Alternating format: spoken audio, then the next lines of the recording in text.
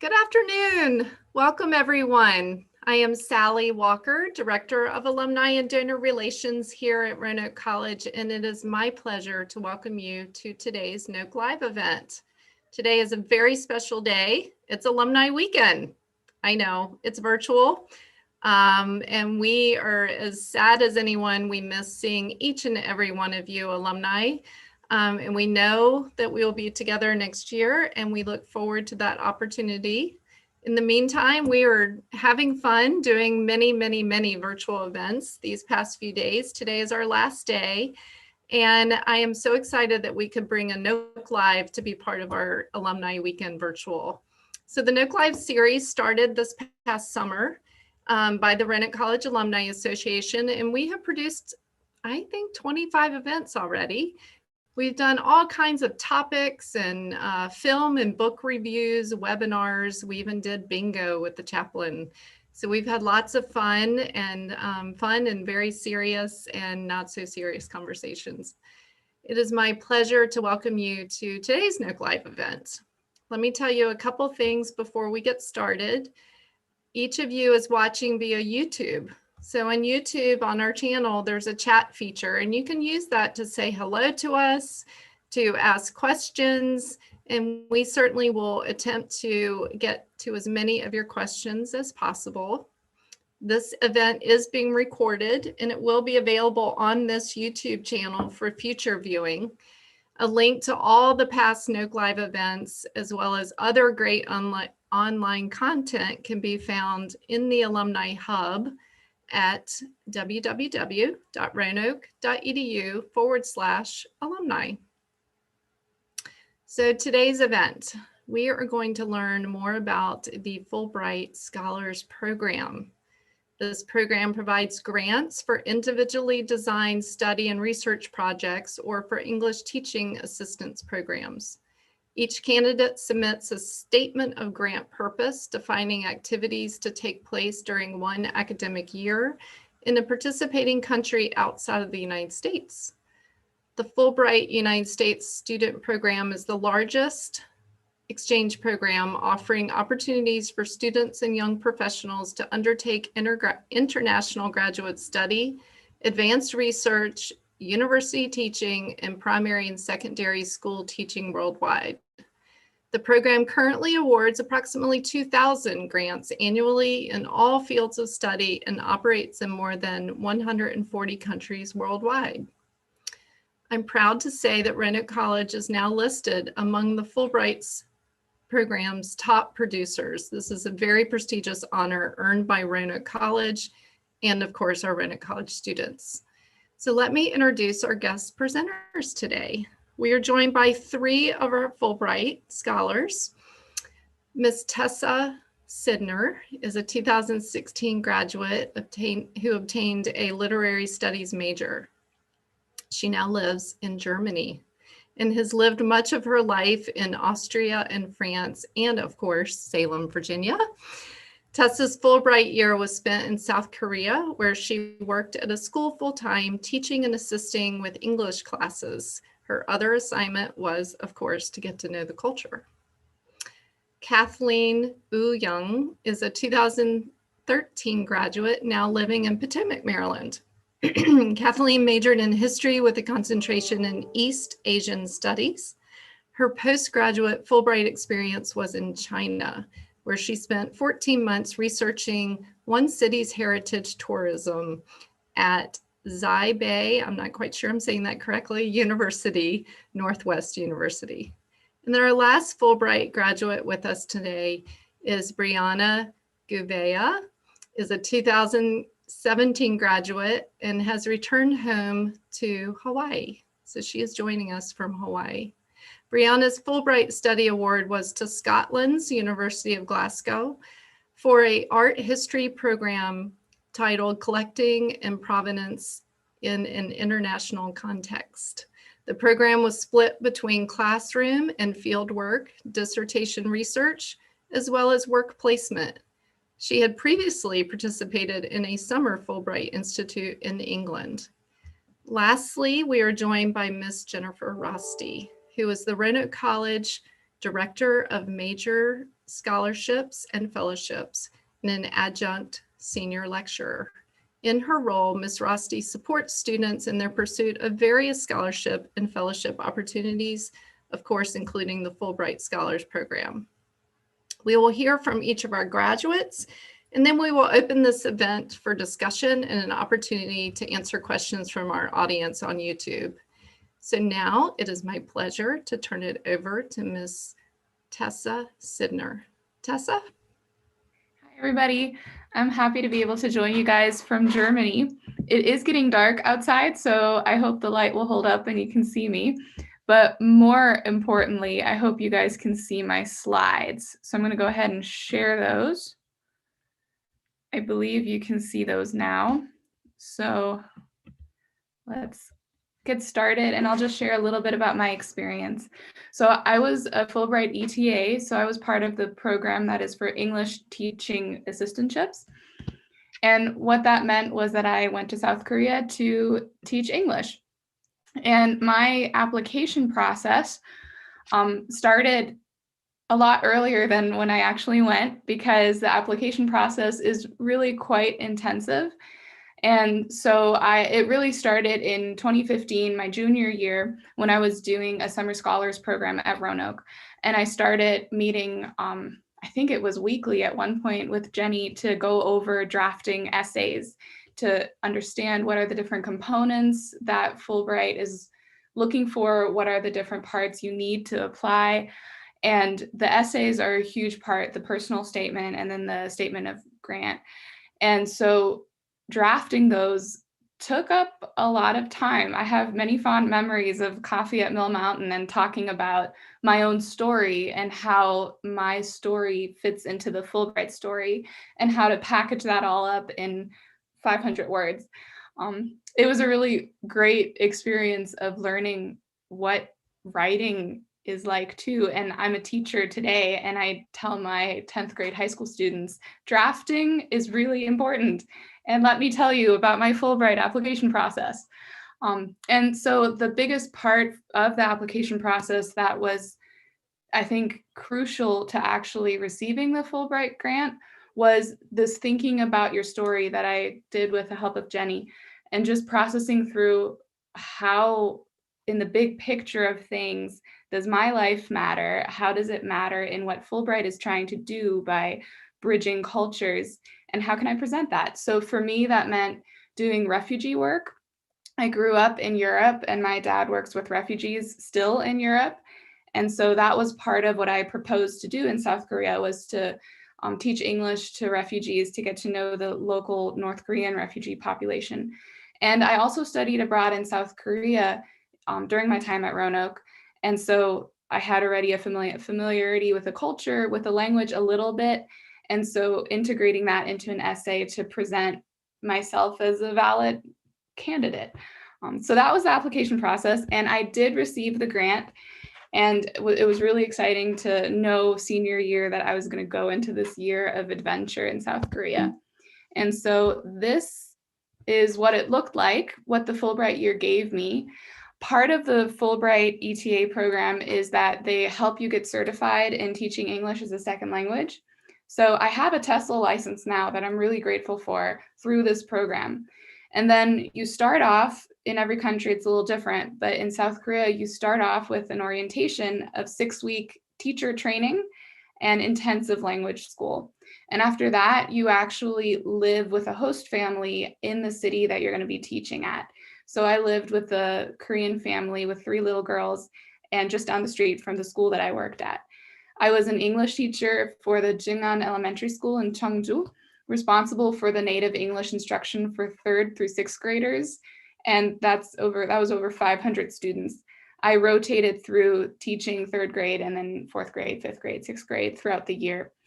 And throughout that year as well, Fulbright lets you kind of, after that orientation, they kind of let you go into the culture, into the school that you're working at. It's all, my supervisors were the local Korean teachers, but they do stay in touch with you. And they have in Korea 2 Fulbright conferences throughout the year as an opportunity to connect with fellow Fulbrighters and continue cultural engagement. And then during that year, I did, in fact, get involved in teaching English to North Korean refugees too, which was a really fascinating experience that I'm really grateful for. So that's a lot of information on one slide, but I wanted to give you a brief overview before showing you pictures of my year in Korea. So you can see here, this was my family that I stayed with, the living room, and we were celebrating somebody's birthday. So really just hands-on experiences of culture. I got to live with these people that have become really dear friends that I'm still in touch with. Here they're teaching me a Korean game that I forgot the name for, but I also didn't understand it. And I did, through living with this family and really being welcomed into their extended family as well, their aunts and uncles and cousins, I did learn Korean in a way that I thought wouldn't have been possible at the beginning of the year. These are my students, and here we're going shopping. This was my oldest host sister. The three girls were, when I moved in with them, they were 6, 4, and 2. So this is me teaching, and you can see my Korean proficiency on the board. My Korean is very little, but it did grow, and it was enough to communicate. And it's amazing how much you can communicate and learn from people without language too. And then I got to travel a lot during that year. Of course, it was all pre-COVID. And I got to visit a friend. This is Elsa Wiebold, a fellow RC graduate. We got to touch base in Korea, of all places. And here's another picture of my host sisters. Learning Korean from them was the best because kids have no inhibitions and aren't afraid if you don't understand them, and they'll just talk to you. So they're really sweet and dear. And they actually got to visit me in France, which is where my parents live right now. So the relationships that have come out of the Fulbright experience is definitely what my big takeaway was. And I'm just really grateful for that experience. Today, I'm teaching English at a school in Germany, an international school. So it's an American boarding school. And I've joined an organization called Teach Beyond that believes in transformational education.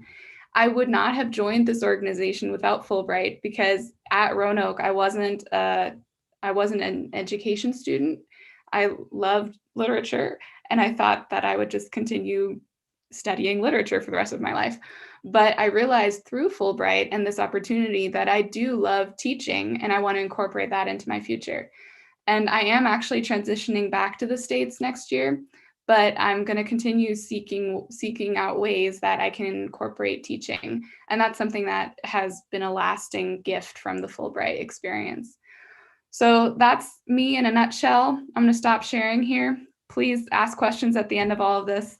And I look forward to hearing from the other Fulbright grantees too.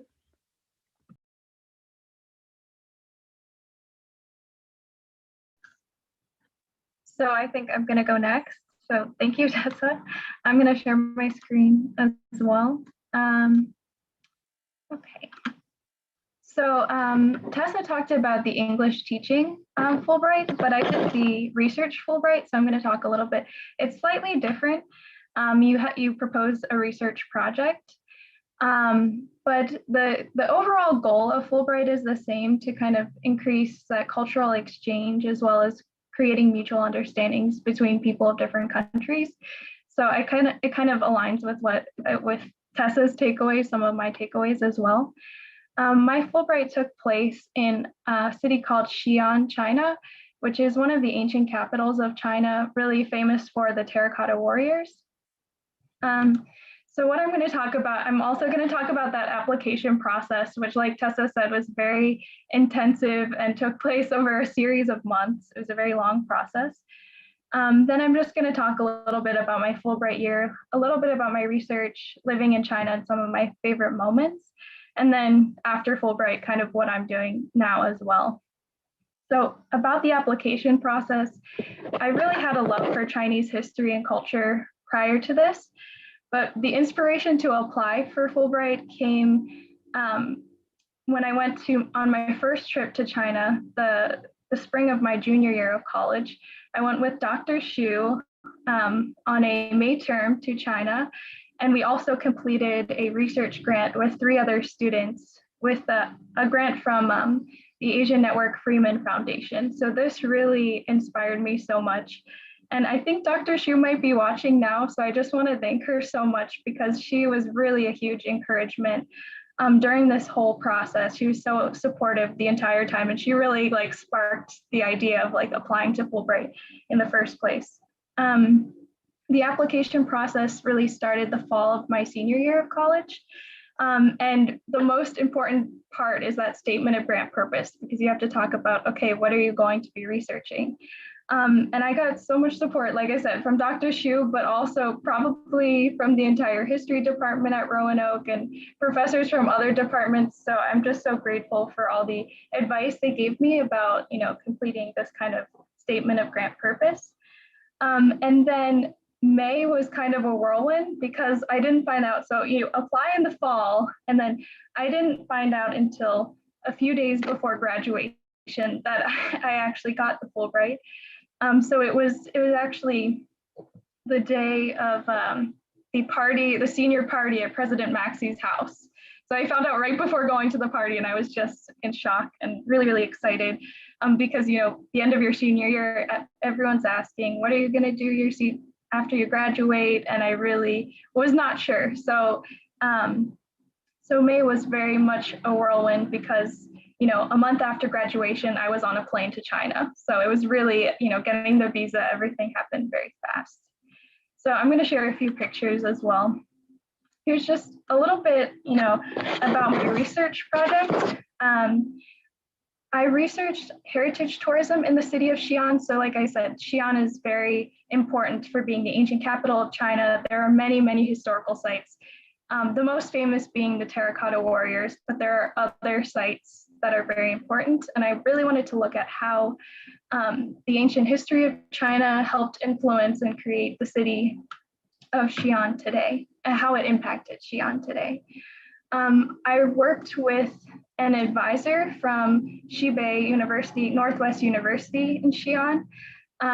There were some challenges. My original advisor, who Dr. Xu helped me get in touch with, ended up getting a research grant to the US the same year. So we kind of swapped places, but luckily they helped me find another advisor, and I was able to work with the graduate students in the Cultural Heritage Department at Northwest University. So it was a really great experience, just interviewing and researching and visiting. The most exciting part was visiting these historic sites. A couple of my favorite moments, one is that picture in the bottom right-hand corner.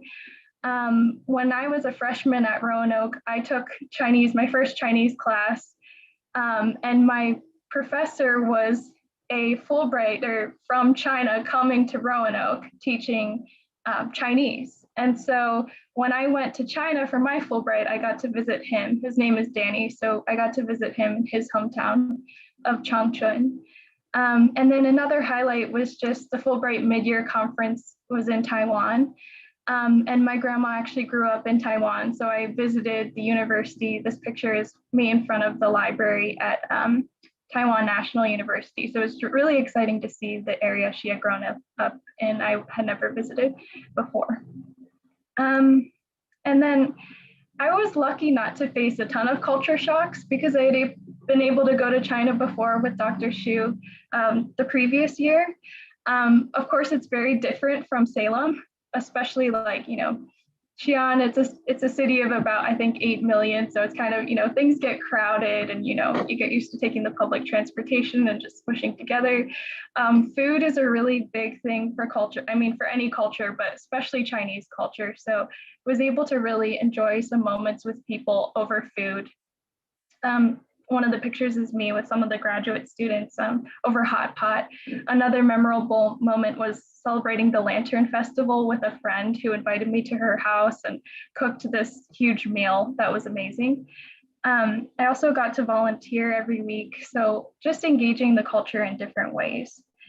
So since Fulbright, I visited China once since my Fulbright, and I really hope to go back again because it's really a special place to me. I'm currently a teacher, just like Tessa, and I get to teach some Chinese history. So I'm a history teacher, and based on my experiences, getting so much support from the faculty at Roanoke, I really try to encourage my students to look and engage with cultures outside of their own. So I think that was one of my big takeaways from Fulbright as well. There's a lot of things I could talk about, but this is just kind of in a nutshell.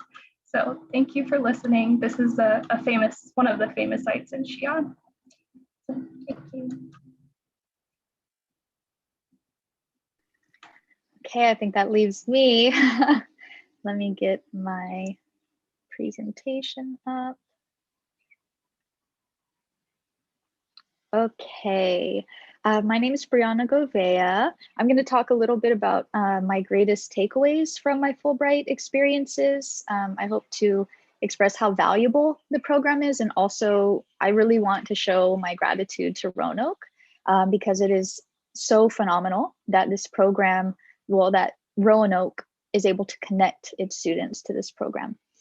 So just quickly about myself. Again, my name is Brianna. I graduated in the class of 2017, and I'm from a very small town in Hawaii, and I currently work at the Judiciary History Center for our state judiciary, and it's located in the former Capitol building of the Kingdom of Hawaii, and it's the current home to our Supreme Court. And I mention this because my time as a Fulbright scholar and the master's degree I received directly informs my work here. And I know it also has a great part in why I was able to get this phenomenal position that I have.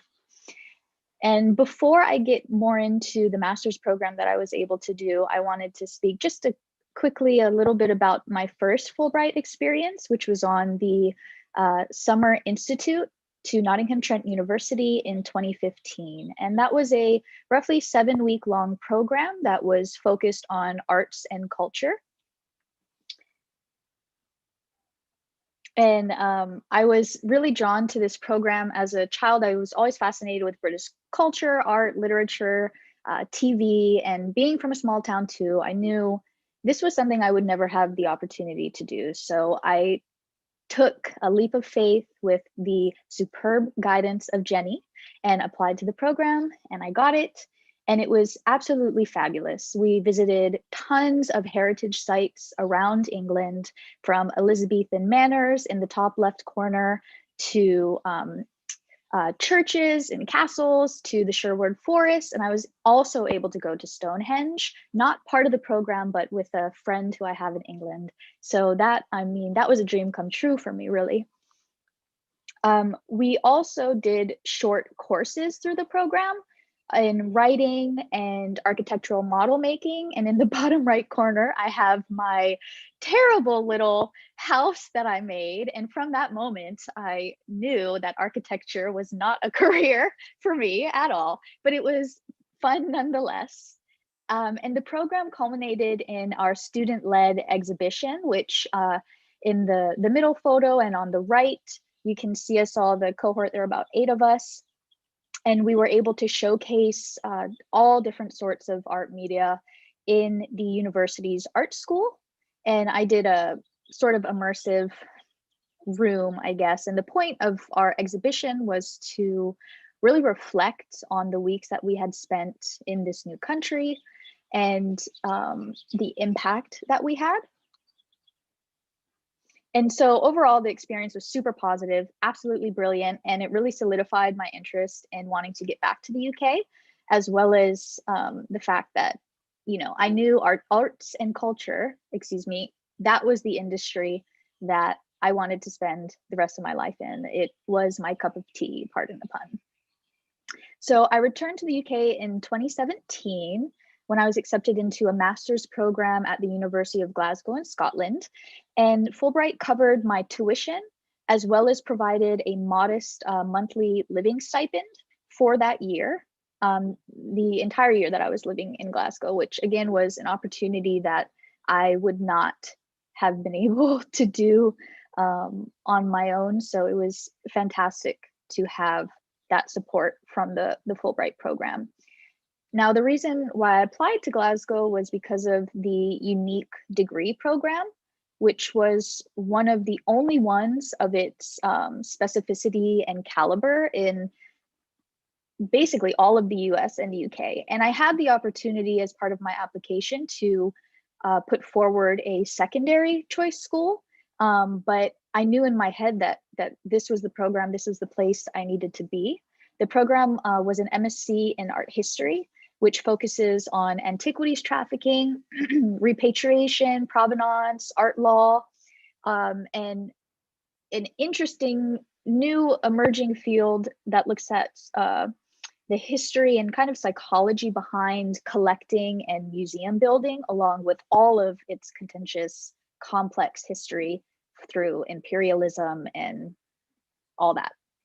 I also applied because of the professors teaching in the program, specifically one who is a leading researcher and author in the field, who I had the pleasure of having as my dissertation supervisor, and that would be Dr. Donna Yates. And going through creating this presentation, I realized I don't have a photo with her, and that's just terrible because she's such a wonderful person. And this relationship was extremely important during my time in Glasgow, and we've continued to be friends to this day. And actually in January, we were able to present some of our research together at a conference for the University of Leiden at the for Leiden University in the Netherlands. And this degree also gave me the opportunity to be placed at a law firm in the bottom left corner. That was the building that I worked in. And the Scottish and just the Brits in general have such a funny sense of humor. And you can see there's this historic monument of some gentleman, I'm forgetting who it is, but at some point a traffic cone was placed on his head, and the statue is, 8 feet in the air for the base. So someone got up there and put that cone on his head, and people would take it off and it'd get back on there. And at some point, the, town security was just like, we give up. And the cone has remained on the statue's head, and it's a part of, the culture there now. And there are postcards that you can get with this guy. I think it's fantastic. So it was fun to, enter and leave the building seeing that every day. And the law firm that I was at was one of Scotland's largest international law firms. I was a pre-law student during my time at Roanoke, so the opportunity to be in this setting so intimately, I needed to take it. And it did show me, for better or worse, that I am not a type of person who necessarily wants to or would thrive in a legal setting. So it was great, and I met wonderful people, and I love what lawyers do, but it was not for me. Another revelatory experience, that I had during my time was when I was in the heart of my dissertation work. I was able to apply for my dream job with the Assistant District Attorney of Manhattan for an antiquities trafficking analyst position. And it was something that this degree, that the Fulbright program, I know helped me get that interview. And ultimately, this too was something that, thinking initially it was my dream job, I realized as a 23-year-old, already pretty stressed out, it wasn't something that was for me in that moment. But it was a great learning opportunity and personal growth opportunity that Fulbright gave me, and I'm very thankful for that. And to wrap up, aside from the overall, very impactful time that I had in the university, ultimately it made me realize that it was time for me to come back home to Hawaii. And I am, these memories that I made with the people I met in my Fulbright cohort, both in my summer institute and the scholar program, are people who I still talk to today. And Scotland is a place that forever has my heart, because it is absolutely beautiful there.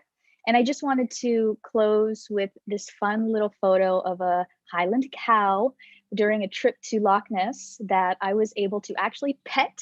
And now this Highland cow is actually, the one that I'm petting is a old lady, as they said, and she's pretty small. But to the left, that was actually a bull, or perhaps not a bull because he wasn't super aggressive, but a male Highland cow, and he was huge. The picture doesn't show it, but I always thought these cows were little guys, but they are very big. So things you learned in Scotland. But thank you so much. That is all I have to share. I look forward to everyone's questions. Well, goodness, thank you all so much. Let me first say how impressed I am personally with each of you. I knew that would be the case, but I just wanted to share that. We did hear from Dr. Shu, Tessa, saying hello, hello, and she's so proud of you, and she's glad to know that you're coming back to the United States. And we heard from another viewer who's just saying congratulations to all of our amazing Fulbright scholars. They're so proud of you. So thank you, Eric. So I think that while we're waiting for more questions from the audience, I want to first recognize Miss Jennifer Rosti. Jenny, if you want to say hello. And everyone can take their microphone off so that we can just have a conversation. Hi, Jenny. Hi, Sally. Sorry, I'm here in Virginia and suffering from the allergies that everybody else has. Yeah, it's that season. It is. It's sunny Salem, but that does mean we have lots of allergies, doesn't it? Yeah, so excuse the gravelly voice here. But I also want to thank these ladies for doing this today. I get asked very often, what do you attribute the success of our program? And it has been successful. In 8 years, we've had 20 Fulbrights, which, and we just got our last one a couple of weeks ago and still waiting for results for a couple more. But the answer to that question is ridiculously easy. All you have to do is listen to these people and you can figure out why. They're just amazing people, and I'm so proud of them that it just burst. Well, that's great. We are so proud of them too. Thank you, Jenny. So I have a just top of mind question. So how in the world do you pick your country? Is that something that is dictated for you? Is it you put out that you're willing to, that you're interested in this particular research project, or you just want to teach English in another language? So anybody want to start? I'm just so curious how you got to be in the country of your experience. I'll start. I think it's a combination, at least in my case, of strategy and passion. Because in terms of countries I could go, like I speak other languages having grown up in Europe, I could have gone other places and it would have made sense. But in terms of my actual experience, having studied abroad in South Korea, in terms of my just interest in culture, South Korea made sense. And in terms of the way my story fit into the Fulbright story, it made sense, even though I speak fluent German and I could have gone to Germany too, but I wouldn't have been a good candidate because there wouldn't have been any reason for me to go to Germany other than that I speak German. So I think it's a combination of like interest and passion, but also strategy. Where does it make sense for you to go? Where would Fulbright want somebody like you? So I think that was the case for me.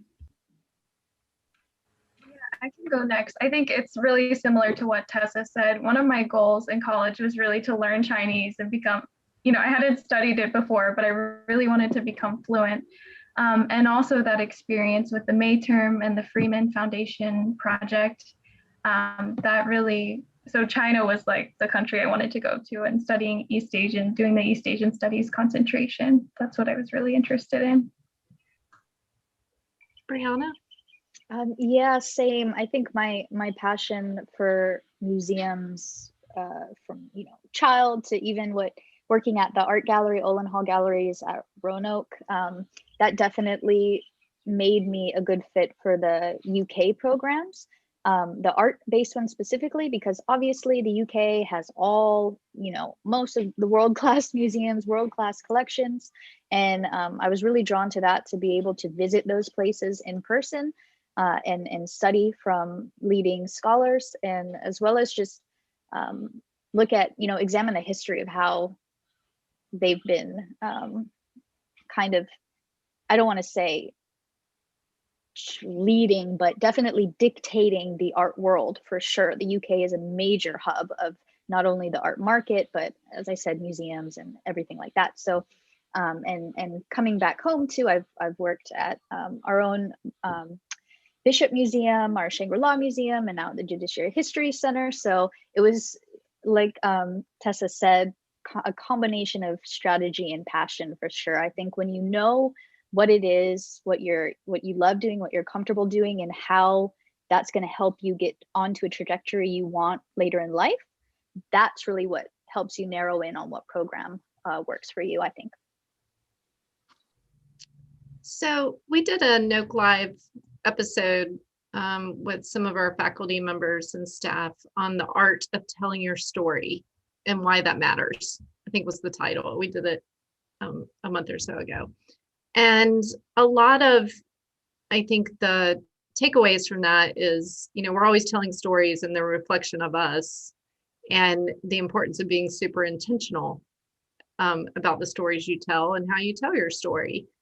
And I think it was Tessa, were you the one that kind of brought that up for me, that so much about your Fulbright application was how you were telling your story, and then why that would matter to Fulbright, and then how you kind of make all that together. So does anybody want to kind of reflect on that a little bit more?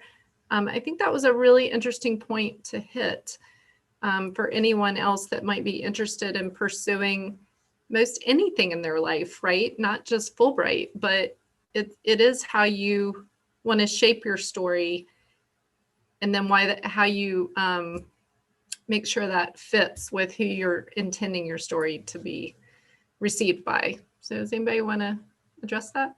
Brianna? Yeah, sure. I would like to give credit to Jenny and her grueling but rewarding writing workshops that we did for our applications. And the lessons that I learned in those few sessions we've had, I've carried with me since then. And I apply the create imagery little tip that she gave. Don't say, but show what your story is in all of my writing with regards, to job applications or, really anything. That's how you draw people in. That's how you bring yourself to life on paper. That's how you make yourself stand out. And yes, I'm just really thankful for that. And yeah, thank you. Tessa, did you have something you wanted to share? Well, I echo that fully. Like, thank you, Jenny, because there's so many days when I'm teaching 10th graders how to write essays, and I'm grateful for everybody at Roanoke, all my lit professors, because I draw from those classes a lot when I teach literature. But when I teach writing, I really draw from the Fulbright application process.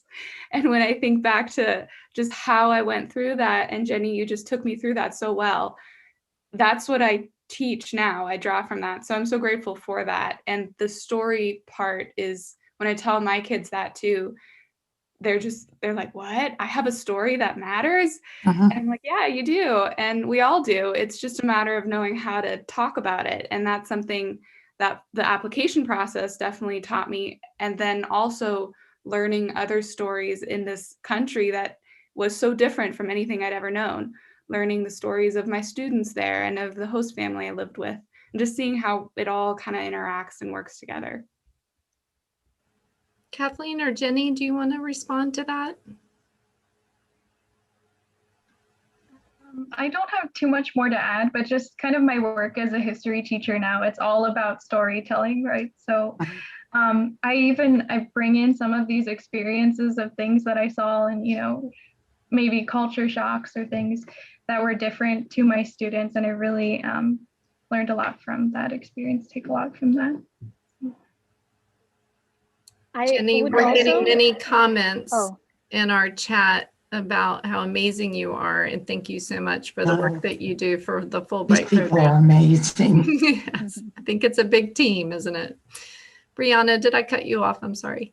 oh, I did want to just add, I forget which of the Fulbrights I was on where we did this, but we actually talked about, you know, what we wrote in our essays. This was I and some of the other students that were in the program with me.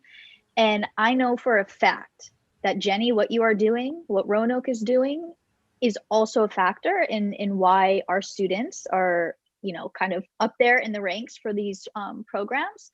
Because not to toot our horns, but some of the things the other kids said they wrote about, I was like, okay, well, that's not, you know, necessarily like that sparkling star. So we have that edge, and I hope I'm not giving it away right now, but we got to keep doing that because it's working.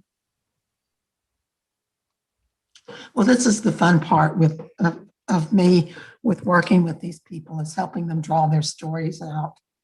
So many times they don't think it's important, and they don't really see the connections between ideas. I just remember Tessa at the beginning of hers talking about sitting around a fire and listening to refugee stories, and why that mattered and why that helped those people, and then fuging into her own story with that. That took a lot of Mill Mountain and a lot of Snow Plum tea to drag that out. But it was just one of those eureka moments. And that for me is the fun part of seeing when that happens. And with all these guys, that happened.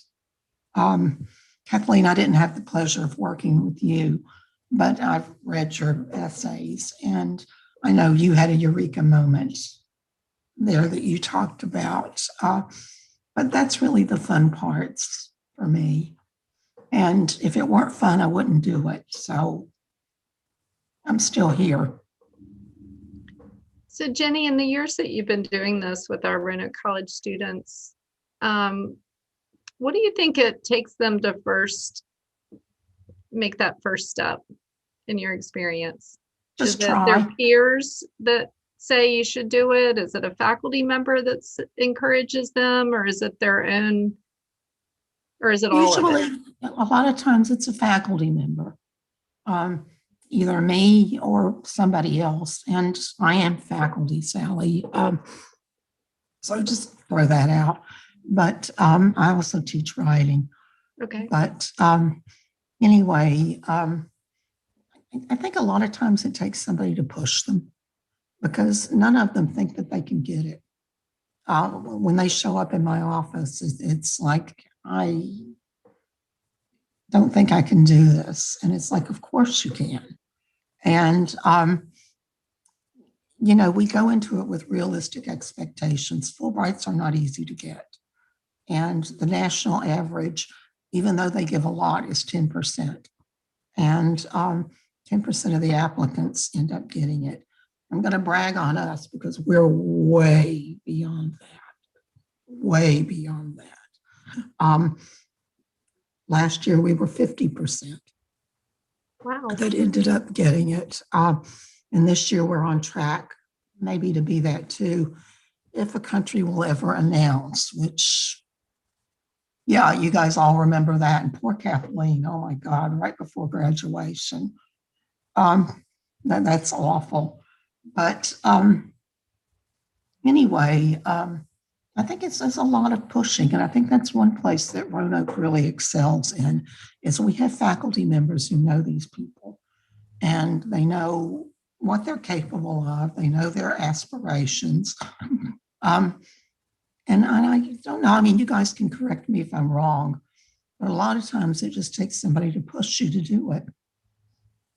I'm good at pushing. I've had 2 boys, and I'm very good at pushing.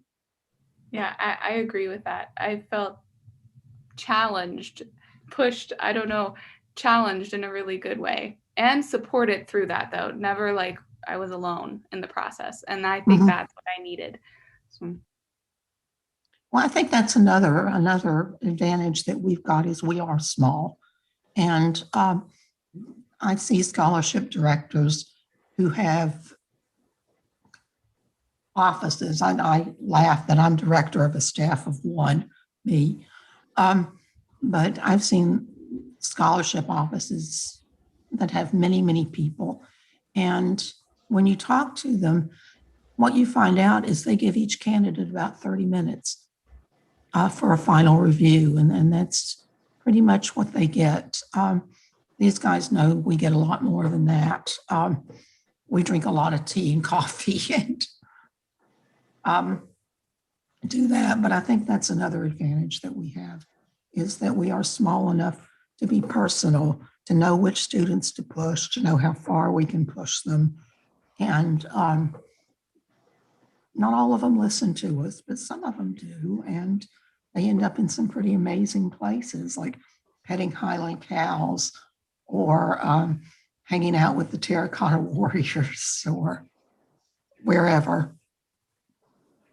Jenny, I think you really did hit home about part of what makes us so successful is, this Renuka is known for its not just its small environment, but about faculty who care and invest and develop relationships. And Renuka is all about its relationships. We are a culture of caring for each other, and whether it's relationships among fellow students or with students and faculty or students and staff. So I really do think that you're correct about that. And someone such as yourself or other faculty like Dr. Shu, who are so invested in making sure that students' dreams can come as true as we have control over, right?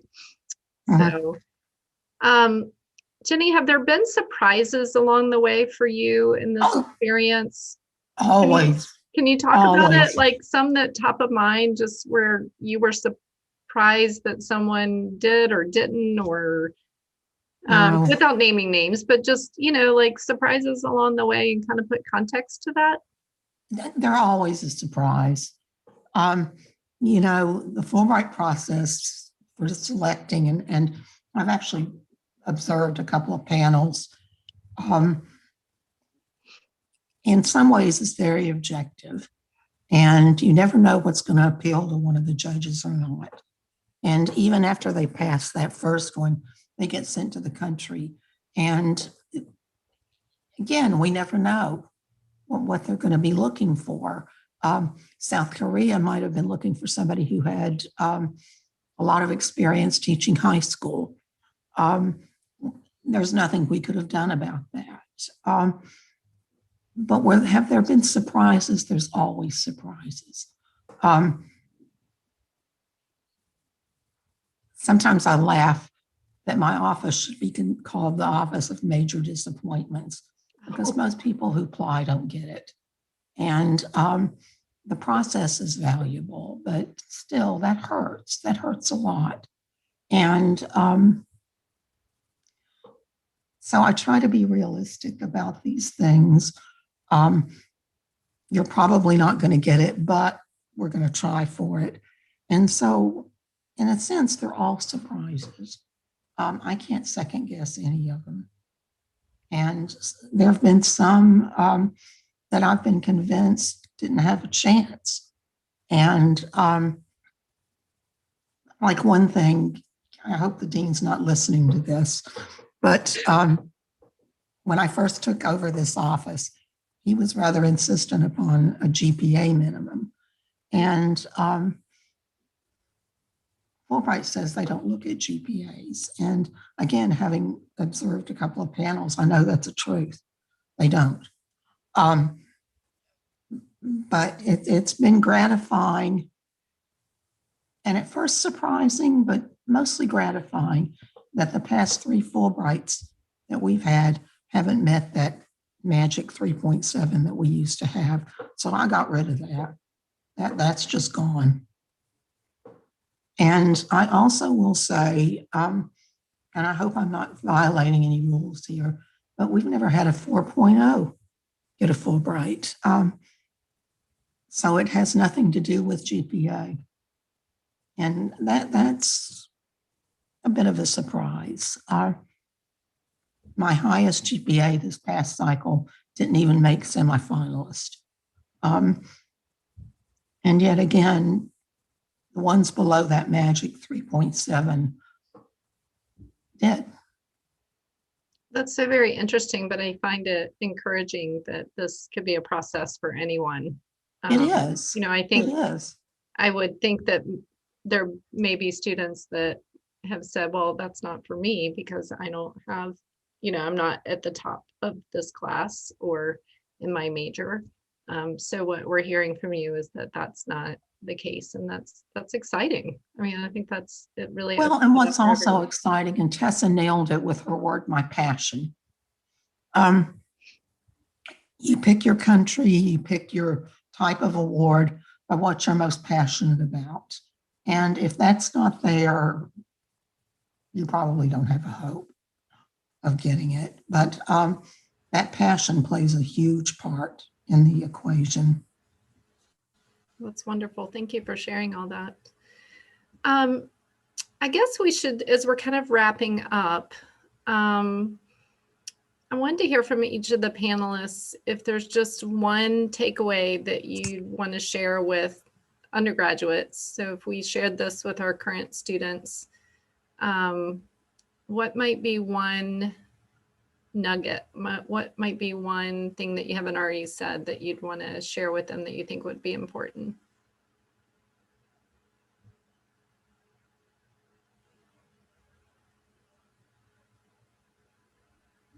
I would say be open to the experience. You may go in thinking you're going to get something out of it, or you're going through it to do something, but ultimately by the end, your expectations are probably going to have been shattered at some point for, you know, good or bad, ultimately good. And just be flexible with that and see where your interests take you, where your experiences take you, because they're going to provide useful for later points in your life for sure. That's great advice. I know we already talked about this a lot, but I really want to emphasize the amazing personal connections you can have with your professors at Roanoke and how important that is. But just to know to take advantage of that is there for you. The professors are there for you, and willing to like show you new opportunities. There were multiple times in my experience through college where professors pushed me, and it was the result was amazing. So just to take advantage of that and that small school environment with the professors that really care. That's great. Tessa? Yeah, I echo what both Kathleen and Brianna said, especially about just investing in relationships with your professors and really learning from them in and out of the classroom. And that will influence a Fulbright application for sure. And in that process, to hold things with open hands of just taking it one day at a time if you're applying and just being present in the moment. That sounds so cheesy, but I think it's true. Well, thank you all.